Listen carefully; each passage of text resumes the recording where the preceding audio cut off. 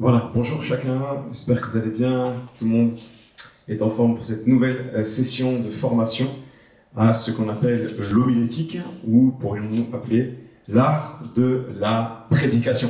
Je voudrais parler aujourd'hui, après avoir vu des points, on pourrait dire, généraux sur la parole de Dieu, sur la prédication, et des points qu'on a extraits de textes puissants de la parole de Dieu qui expliquaient clairement les choses.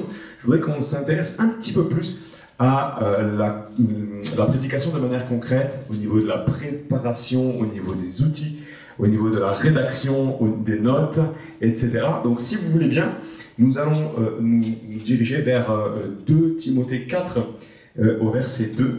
Si vous avez la Bible, 2 Timothée 4 verset 2, il est dit ceci: prêche la parole, insiste en toute occasion, favorable ou non, reprend, censure, exhorte avec douceur et en instruisant. Car il viendra un temps où les hommes ne supporteront pas la saine doctrine, mais ayant la démangeaison d'entendre des choses agréables, ils se donneront une foule de docteurs selon leurs propres désirs, détourneront l'oreille de la vérité et se tourneront vers les fables. Mais toi, sois sobre en toutes choses, supporte les souffrances et fais l'œuvre d'un évangéliste, remplis bien ton ministère. Amen. Voilà ici un texte qui encourage à la prédication, qui encourage Timothée à être un prédicateur en toutes circonstances.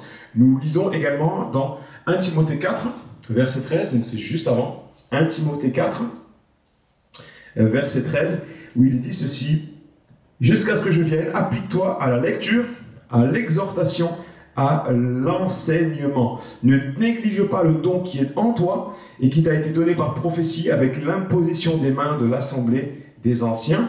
Occupe-toi de ces choses, donne-toi tout entier à elles, afin que tes progrès soient évidents pour tous. Veille sur toi-même et sur ton enseignement. Persévère dans ces choses, car en agissant ainsi, tu te sauveras toi-même et tu sauveras ceux qui t'écoutent. Amen. On voit ici l'importance de la prédication. Il y a dans ces versets un encouragement à le faire bien, un encouragement à être prêt. Et je voudrais parler aujourd'hui de l'art et la manière de prêcher qui sont importants. On ne peut pas communiquer l'évangile n'importe comment, nous devons le faire avec sérieux, nous devons le faire avec du travail. Nous devons chercher à progresser, tant au niveau du contenu du message que de la forme et des moyens de le transmettre. Oui, je répète ceci, nous devons constamment chercher à faire des progrès, tant au niveau du contenu du message que de la forme et des moyens de le transmettre. Il est question de préparation ce matin.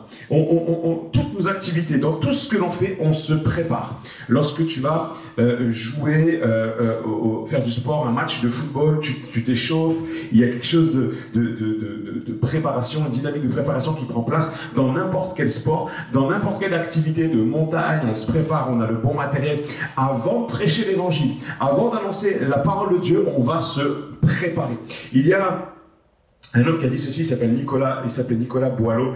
Il a dit: ce qui se conçoit bien s'énonce clairement, et les mots pour le dire arrivent aisément. Ce qui se conçoit bien s'énonce clairement. Une bonne préparation doit intégrer une manière de parler qui va être claire. On doit être clair quand on prêche. Prêcher l'évangile, ce n'est pas chercher des mots complexes, ce n'est pas chercher des choses super waouh, derrière les fagots avec du grec, de l'hébreu, etc. C'est pas forcément ça. Prêcher, c'est des choses simples que nous prélevons des Écritures et que nous présentons aux autres. C'est comme de la cuisine et qui va être là équilibrée et qui va être nourrissante pour l'âme de la personne. La préparation de nos messages, lorsque nous allons prêcher l'évangile, doit intégrer la lecture de la parole de Dieu, la méditation de la parole de Dieu, la prière, la réflexion, l'appropriation du texte que nous sommes en train de lire, la rédaction de notes. Il nous faut être pertinent. Vous savez, moi j'ai fait des études de physique-chimie. J'ai fait des études de physique-chimie, un peu de mathématiques à la faculté de sciences. Et un jour, je me suis fait cette réflexion. J'étais en train de préparer une petite étude biblique et je venais de réaliser une chose. Quand j'étais en études de sciences, quand je faisais de la physique, de la chimie, des maths, je donnais beaucoup de mon intelligence. Je faisais tout ce que je pouvais. Je cherchais, je faisais des exercices, je les refaisais. Je faisais des exercices, je les refaisais. Lorsque je ne comprenais pas, je retournais voir le cours. J'essayais de comprendre, je posais des questions, etc. etc. Et là m'est venue cette pensée. Et pour le royaume de Dieu, que fais-tu? Est-ce que nous sommes de ceux qui servent le Seigneur à la légère? Ici, on est dans le cadre du service particulier qui est la prédication, mais nous ne devons pas prendre la prédication à la légère. C'est très sérieux et c'est très important de bien se préparer. C'est très important de bien lire le texte. C'est très important de s'en imprégner. C'est très important que les paroles coulent de notre bouche parce qu'on a été connecté à celui qui nous les a transmises. Alléluia. Que Dieu nous transmet au travers de sa parole des mets succulents que nous allons pouvoir transmettre aux autres. Concernant les outils, il y a toutes sortes d'ouvrages et je vous invite pour cela à suivre le cours de Pascal Lajoux qui a fait un cours sur l'herméneutique qui est très intéressant et qui présente quelques outils et je vous invite à y jeter un œil. C'est bien sûr sur la plateforme Summer Campus que vous trouverez ces éléments. Il y a différentes traductions comme outils. On peut avoir la Bible en français courant, on peut avoir des dictionnaires bibliques, on peut avoir la Bible online avec tout un tas de ressources, on peut avoir même un dictionnaire français qui nous aide à comprendre correctement des mots. On peut avoir accès au numéro Strong si vous allez sur le Top Chrétien dans la rubrique Bible, ainsi que sur des sites comme EMCI, vous avez dans la rubrique Bible, et vous avez la possibilité de cliquer sur afficher les Strong. Et c'est très intéressant de voir les Strong, vous l'avez aussi dans la Bible online. Ce sont les mots, les mots en grec ou en hébreu, donc de l'Ancien ou du Nouveau Testament, avec leur signification, avec leurs racines, etc. Et ça peut être un bon outil pour ceux qui ne sont pas hébraïsants ou qui ne parlent pas le grec. Il y a des livres d'études, il y a beaucoup de ce que l'on appelle des commentaires bibliques. Il y a un outil qui s'appelle la Bible annotée, et dont je voudrais faire la publicité ici, puisqu'il est gratuit, et je voudrais vous encourager à feuilleter sur Internet, vous cherchez la Bible annotée en PDF, c'est gratuit, c'est un ouvrage qui date du début du XXe siècle, et c'est le premier outil que moi j'ai utilisé personnellement lorsque j'ai commencé à étudier la Bible, lorsque j'ai commencé à prêcher. C'est Thibault Lavigne qui m'a dit « Alain, tu connais pas la Bible annotée ?» Je lui ai dit « Non, je connais pas. » Et il m'a dit « Alain, sur Internet, tu as ça gratuitement, vas-y. » C'était il y a une dizaine d'années. Et j'ai été émerveillé de voir, c'est un commentaire de toute la Bible. Alors bien sûr, voilà, il y a des choses qui vous plairont, d'autres peut-être qui ne vous plairont pas. Au niveau de la doctrine, en tous les cas, il y a des choses qui sont très très très bonnes. Allez-y, regardez la Bible annotée. Et s'il y a des choses qui vous gênent au niveau des explications, n'hésitez pas à demander conseil à un pasteur, à un ancien. Voilà, bon, ça c'était pour les outils. Maintenant, concernant la rédaction de notes, vous savez, quand on va prêcher, il faut être un minimum organisé. Lorsqu'on va prendre la parole, il faut savoir ce qu'on va dire. Il faut être convaincu que ce qu'on va dire, c'est la vérité, mais il faut bien être organisé pour pouvoir bien l'annoncer. Ici, il y a deux extrêmes. Il y a ceux qui écrivent tout le message en rédaction. Bonjour frères et sœurs, presque qu'ils ont même marqué la salutation, vous comprenez? On rédige tout et il y en a d'autres qui ne rédigent rien. Le problème quand on rédige tout, c'est qu'on risque de se retrouver à lire comme ça, voilà. Bonjour, alors aujourd'hui nous allons, voilà, vous comprenez? On n'est pas forcément dans l'interactivité, en tous les cas, on est dans une démarche qui est pour l'auditeur. On a une grande distanciation qui se crée lorsqu'on lit comme ça, plutôt que quand on parle aux gens en les regardant et en regardant un minimum dans les notes. Vous voyez, il faut essayer d'être équilibré dans notre manière de gérer notre prédication. On ne peut pas passer notre temps à lire une feuille. Il nous faut être aussi imprégné du message, ok? Donc, tout écrire, moi personnellement, je ne le fais jamais, mais il est possible que tu aies besoin de tout écrire pour te rassurer. Alors, si tu écris tout ton message, ne lis pas tout. Tu peux lire des portions qui te seront, que tu jugeras un peu, voilà, il faut bien lire parce qu'il y a des mots importants, des tournures de phrases importantes, donc je vais les lire, mais une fois que j'ai fini ce petit chapitre, ce petit paragraphe, pardon, qui était complexe, je vais me remettre à parler directement à l'auditoire. Ceux qui n'ont pas de notes, eh bien, ils disent, je vais me laisser conduire, et bien souvent, le risque, le danger, c'est de partir un petit peu dans tous les sens. Ça peut arriver de partir, de prêcher sans notes et que le Saint-Esprit vraiment nous conduise et tant mieux, gloire à Dieu. Mais ce genre de choses, en tout cas à ma connaissance, ne peut pas être systématique. Ne peut pas être systématique. On a besoin de préparer les choses. On a besoin de creuser les Écritures. Et à moins d'avoir des capacités hors normes, ou d'être inspiré par le Saint-Esprit à chaque fois de manière complète, on n'a pas besoin de noter, on a tout qui nous vient comme ça, gloire à Dieu. Bon, moi, je n'ai jamais connu d'orateur de ce type-là, mais si vous voulez écouter un conseil ce matin, ou cet après-midi, ou ce soir, quand vous regarderez cette vidéo, si vous voulez écouter un conseil, prenez des notes et faites un squelette de prédication. On y reviendra, on aura l'occasion d'en reparler. Faites un squelette de prédication. Il y a des choses qui doivent toujours revenir dans une prédication. Maintenant, j'y arrive. Il faut des notes claires, concises. La préparation des notes, c'est l'art de la synthèse. Rassembler les éléments différents dans une cohérence. Rassembler tout ce qu'on a lu en quelques points. Extraire d'un texte, comme par exemple, si je prends Jean chapitre 8, ce moment où Jésus est en face de la femme surprise en flagrant délit d'adultère. De ce texte-là, nous pouvons en extraire des points simples et ô combien puissants. Nous pouvons en tirer la culpabilité. Nous pouvons en tirer l'accusation des gens qui sont là. Nous pouvons en tirer la puissance du pardon. Nous pouvons en tirer la divinité de Jésus. Pourquoi Jésus? De quel droit Jésus se permet de dire qu'il pardonne? Vous comprenez? Il y a encore des points que l'on pourrait donner. Et on pourrait dire que ces points-là, je les ai extraits de ce texte. Ils sont venus dans mon cœur et maintenant je vais être prêt à les retransmettre. C'est la même chose qu'on doit faire à chaque fois que l'on prêche. Nous devons en extraire l'essence. Nous devons en extraire le principal. Ne nous perdons pas dans des détails. Tout message doit être composé d'au moins 3 choses. Vous êtes prêts? 3 choses. Un titre qui va nous permettre d'aborder le message par une introduction. Un titre qui donne l'idée du sujet. Exemple, spiritualité et piété de l'apôtre Paul. Waouh! La consécration. Waouh!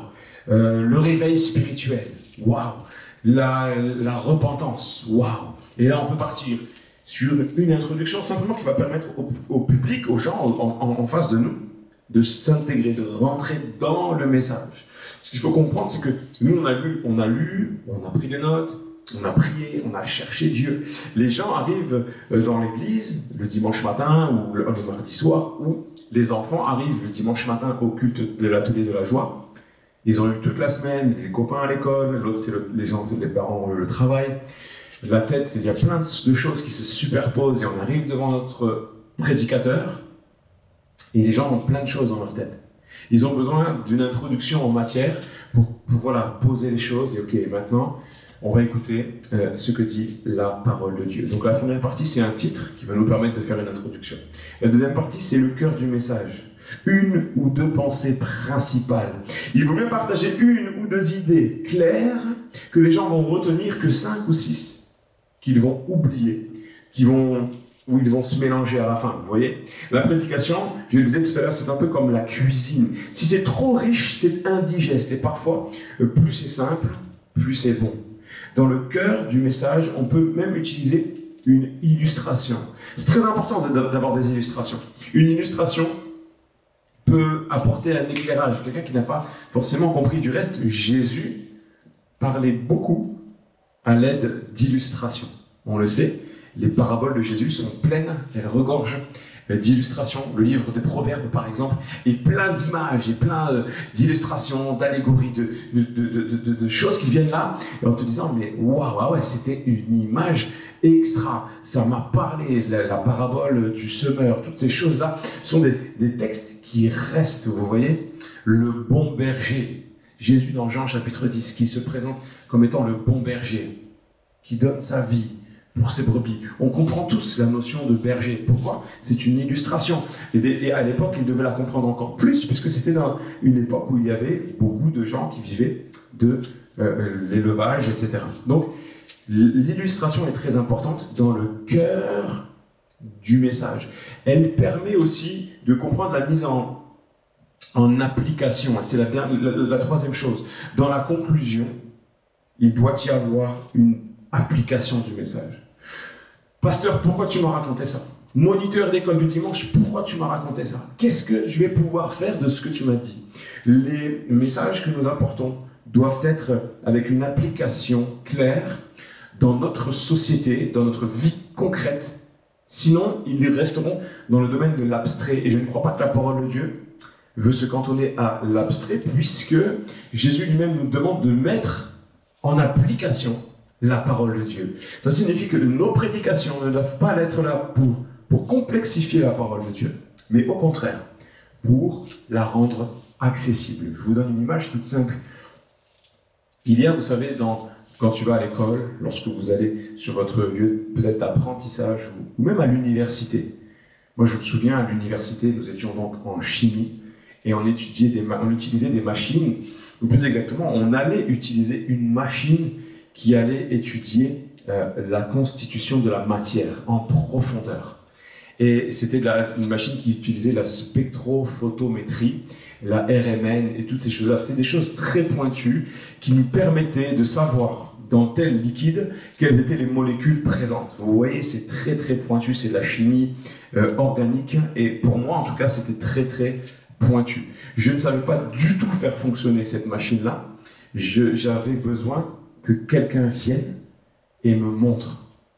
Et en quelques minutes d'application avec les étudiants qui étaient là, le professeur est venu, il nous a montré, et en peut-être 1 heure, 2 heures de temps, on a réussi nous-mêmes à faire nos propres tests, nos propres analyses. Et on était content d'avoir fait marcher une machine tellement compliquée. Et c'est vrai que c'est une machine compliquée, mais grâce au professeur, il est venu et c'est devenu clair. C'est devenu simple d'accès. On a réussi à faire nos premiers tests, vous voyez. Et le rôle du prédicateur, c'est comme le rôle de ce professeur. Il doit rendre accessible pour nous les portions de la Bible que peut-être nous aurions eu du mal à comprendre. Et il doit nous montrer à quoi ça va servir dans notre vie quotidienne, aussi au travers des applications. Je reviens quelques instants sur la préparation d'un message. Elle doit dès la préparation, quand tu es chez toi, avec ton cahier, je fais la promotion des cahiers, je n'ai pas d'action chez Clairefontaine ou chez Carrefour, mais prenons un cahier. L'avantage du cahier est multiple, mais je reviendrai peut-être une prochaine fois. Quand tu es avec ton cahier, ton stylo, ta Bible. Ton cahier, ton stylo et ta Bible. Il faut que tu saches, quand tu commences à lire un texte, que ce texte-là te paraît vraiment pertinent et tu te dis, Seigneur, montre-moi, est-ce qu'il n'y a pas quelque chose que je pourrais apporter? Et cherche, où vas-tu vouloir aller avec ton texte? Dans quelle direction vas-tu aller? Quel est l'aboutissement de ton message? Si tu ne sais pas vers quoi te pousse ce message, alors tu vas être flou au moment de le délivrer. Des gens vont être, ouais, d'accord, il m'a raconté toute la vie du prophète Jérémie, mais j'avoue, j'ai pas trop compris. Qu'est-ce que je peux faire de ce message-là? Lorsque tu prépares ton message, tu dois te dire quel est le but de mon message? Sur quel terrain ai-je l'intention de conduire les gens? Est-ce que c'est pour la prière? Est-ce que c'est pour plus de sanctification, plus d'enracinement dans la parole de Dieu? Est-ce que c'est la consécration que je cherche à stimuler? Est-ce que c'est le témoignage de la vie à l'église, la vie de l'esprit? Que sais-je? Il doit y avoir un objectif clair. Un objectif clair. Toute forme de prédication doit avoir une application pratique. Écoutez bien cette phrase, la connaissance doit amener à l'action, sinon elle ne sert à rien. La connaissance doit amener à l'action, sinon elle ne sert à rien. Voilà, soyons pratiques. Dans ta leçon d'atelier de la joie d'école du dimanche, quand tu vas arriver devant les enfants, si les enfants, lorsqu'ils repartent et qu'ils remontent voir leurs parents et qu'ils leur disent « Papa, maman », ils vont poser la question « De quoi vous avez parlé aujourd'hui ?» Eh bien, ils vont dire « Je ne sais pas, j'ai rien compris ». Si tu n'as pas été clair, les enfants ne vont pas assimiler les choses. Mais il vaut mieux des fois dire moins de choses, mais mieux les dire. Vous comprenez? Plutôt que de vouloir complexifier les choses. La parole de Dieu, elle est simple. Les paroles de Jésus étaient compréhensibles par des enfants. Voilà. Une grande proportion, en tous les cas, de ces enseignements. Ok. On doit aussi s'adapter au type de réunion. On ne va pas prêcher de la même manière quand on est dans une réunion avec 5 personnes, on est en rond, chacun a sa petite chaise, et on est là, et on est en partage, en mode discussion. Lorsque tu fais une prédication devant 4-5 personnes, en petit groupe, tu peux avoir de l'interactivité, et c'est super. De l'interactivité. Cette même interactivité, tu ne pourras pas l'avoir si tu prêches devant 100 personnes. Ça sera impossible. Parce que à 100, vous imaginez, à 100 personnes, tu poses la question à une personne, aux 100, tu leur dis que pensez-vous du salut des Juifs? Voilà, le salut des Juifs. Et là, tu as 100 personnes qui vont se mettre à parler. Ouais, moi, t'es grillé. Ok? Donc maintenant, il faut s'adapter. Je vais prêcher à 100 personnes, il n'y aura pas de moment où je vais interroger le public, c'est tout. Par contre, quand je suis à 5 personnes, je vais pouvoir me poser dans mon message et dire est-ce qu'on pourrait discuter quelques instants sur, eh bien justement, voilà, alors est-ce que parce que nous sommes juifs, est-ce que vous pensez que le salut est automatique? Est-ce que quelqu'un peut me donner un argument? Est-ce que tu as un verset biblique à cœur, etc. Voilà, c'est des questions qu'on peut poser. On peut avoir un temps d'échange, de questions-réponses. Par contre, voilà, la taille de l'auditoire va m'influencer et me faire passer dans un mode plus, full, si j'ose dire. La nature de l'auditoire, c'est aussi important. La taille, c'est important, mais la nature aussi. C'est-à-dire, si tu prêches à des inconvertis, que des gens inconvertis, qui n'ont rien entendu de la Bible, qui n'ont jamais entendu parler de Jésus, ça va être un moment extra. C'est un privilège d'annoncer la parole de Dieu à des gens qui ne le connaissent pas. Mais ça demande une adaptation. Parce que parfois on arrive avec notre langage de théologien, notre langage d'érudit, des gens qui connaissent la Bible depuis 10, 20, 30 ans, et il faut pouvoir nous adapter.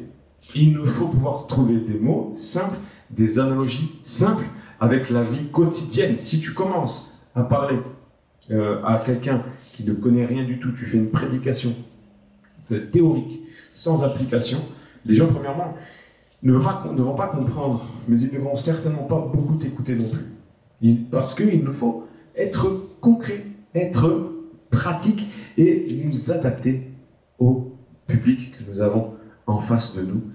Le public peut être aussi, ça peut être dans des situations particulières. Ça peut être, voilà, par exemple, parler aux enfants de Jésus. Après tout le problème, les problèmes de confinement, de déconfinement, etc., eh bien, ça demande de la douceur. Ça demandera, lorsque nous pourrons le faire, eh bien, de la douceur et expliquer aux enfants que Dieu est bon et qu'il les aime et qu'il ne faut pas qu'ils aient peur et que nous sommes là pour les aider, pour les encourager, pour prier pour leur famille, pour prier pour eux.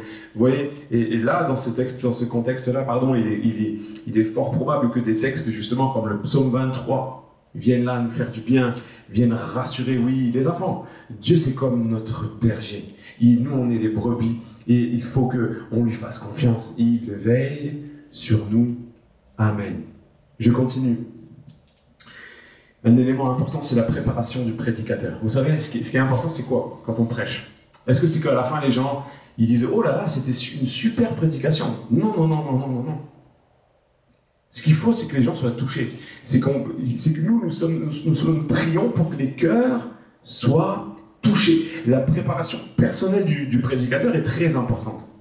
La sanctification, c'est très important. Seul un cœur pur peut être un bon canal de la parole de Dieu. La prière ouvre le ciel et amène l'onction du Saint-Esprit.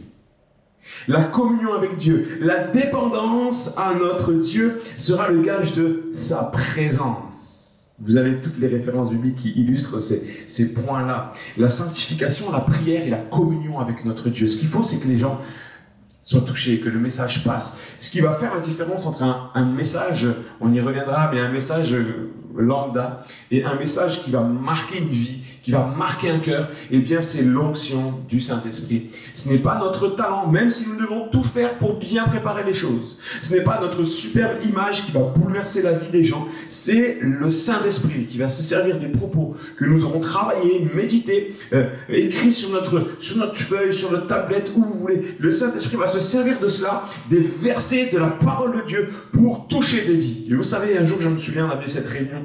On était avec nos amis du summer camp, on était lors d'un camp et je me souviens, le prédicateur se prépare, il était là, il avait tout fait pour que ça se passe super bien, il avait beaucoup prié, il avait beaucoup cherché Dieu. Et à ce moment-là, il y a eu un don spirituel dans la salle qui encourageait à prier parce que ce soir, il allait y avoir des baptêmes du Saint-Esprit. Et je me souviens, il y avait le frère qui était responsable de la coordination de la réunion, qui a pris le micro et il a dit, voilà, on va laisser la place maintenant aux prédicateurs et on va être sensible à ce que l'Esprit de Dieu dit. Le prédicateur est monté sur l'estrade, il a pris le micro et il a parlé pendant 1 minute, il a dit, voilà, le Saint-Esprit a parlé. Maintenant, nous allons prier. Et c'était donc d'un commun accord que ces deux pasteurs ont décidé, on va chercher Dieu maintenant. Et la présence de Dieu est descendue. Ce fut un moment glorieux. Il n'y avait pas eu de prédication, si ce n'est 1 minute. On s'est laissé conduire. L'Esprit de Dieu était là. Il n'y avait pas eu besoin ce soir-là d'une grande prédication. Pourtant, il y a eu une grande action de Dieu. Il nous faut être sensibles au Saint-Esprit. Sensibles au Saint-Esprit quand on prépare nos messages. Nos messages peuvent bouleverser la vie de personnes. Les messages que nous apportons peuvent littéralement arracher à l'enfer, arracher aux puissances des ténèbres, arracher à l'incrédulité, arracher à ce que ce monde propose, le péché, le vice, la méchanceté, l'idolâtrie, sous toutes ses formes. Nous sommes appelés à annoncer la bonne nouvelle de Jésus-Christ. Et croyez-moi, c'est une grâce que de pouvoir le faire. Réjouissez-vous quand tu vas apporter la parole de Dieu. Mon frère, ma soeur, réjouis-toi. C'est un honneur de prêcher. C'est un honneur d'annoncer sa parole, même si c'est à 2 personnes. Même si c'est à 1 personne. Réjouissons-nous toujours quand on a la possibilité de parler de notre Seigneur, de Jésus-Christ, de ce qu'il a fait pour nous. Alléluia, soyez bénis. C'est le 2e cours d'homilétique. On se revoit prochainement. Soyez bénis.